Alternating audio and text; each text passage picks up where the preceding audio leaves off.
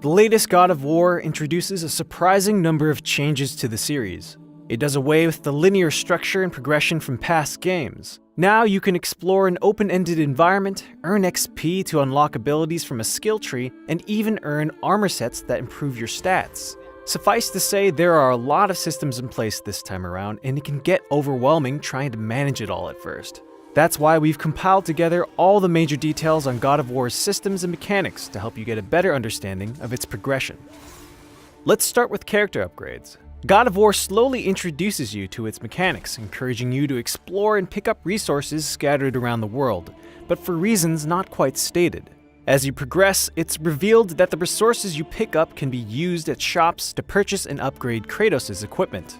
There are a variety of different avenues to upgrade and strengthen Kratos and Atreus. The four main ways are through armor sets, enchantments, axe pommels, and talismans.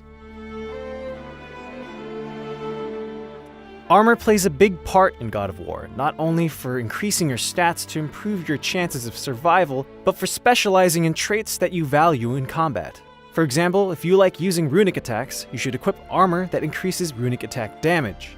Take time to think about what statistics you value the most, and stick with them, as the sooner you can funnel your resources into crafting and upgrading the armor that best supports that, the better. Fine piece of work. The same philosophy applies to Atreus. At the blacksmith shop, you can buy him armor sets that enhance his characteristics in different ways. For instance, one set increases his arrow damage, while another improves the damage he does when strangling enemies. Atreus can be incredibly effective in battle, so it's important to think about which armor set best suits how you want to use them. Enchantments are special accessories that you can slot into your armor that further enhance their stats. Each piece of armor can hold at least one enchantment, as long as it has an available socket. If an armor piece doesn't have any, you can unlock sockets by upgrading them at the blacksmith shop. Throughout your journey, you'll get your hands on a ton of enchantments, so always make sure to check your inventory to see if there are any that you should replace from your current loadout. Oftentimes, an enchantment has a special perk that gives you attack buffs and resistances that are either inherent or activate randomly during battle. While it's useful to be aware of enchantment perks, you'll generally want to focus on equipping ones that best increase your stats, as they give you the most significant boost compared to other items in the game.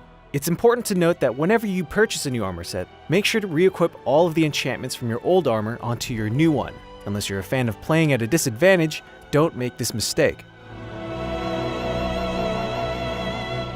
Axe pommels are special items that further increase the Leviathan Axe's power. Similar to enchantments, they offer perks that activate either randomly or after you perform a specific action in battle.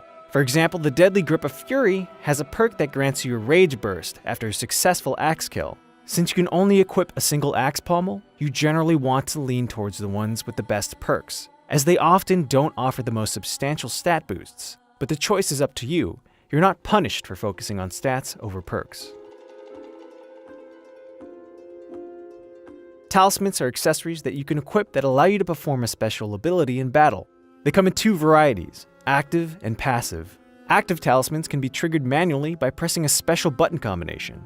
Passive talismans are activated by performing a specific action in battle, like dodging an attack at the last second. While talismans also offer boosts to your stats, you'll generally want to focus on equipping one that best suits your needs in battle. For example, if you'd like to have a little insurance when nearing death, the Talisman of Concentrated Vitality allows you to manually give yourself a health boost mid-battle by pressing L1 in the circle button. It's best to be practical when it comes to choosing a talisman. Their stat boosts may provide an initiative to equip one over the other, but it's their perks that are most important, as they can directly impact and change the tide of battle. Moving on to God of War's combat, you'll find it to be fairly limited at first, but once you start acquiring more skills and runic attacks, battles start to become more complex. Enemies only get tougher as the game goes on, so it helps that there are ways to defend yourself. The first way to increase your strength in combat is by unlocking abilities in the skill tree with the XP you earn in battle. Skills are generally new combat moves, like combos, charging attacks, and active attack buffs. Both Kratos and Atreus have their own skills you can upgrade. You don't earn a lot of XP early on, so it's important to start thinking about which skills best suit your playstyle. But don't fret, you're not forced to unlock certain skills over others the whole way through. You'll eventually nab enough XP to unlock every ability on the skill tree. Until then, choose your skills wisely. While you might be inclined to utilize the default attacks and combos available to you to dispatch foes, don't forget to use your runic attacks.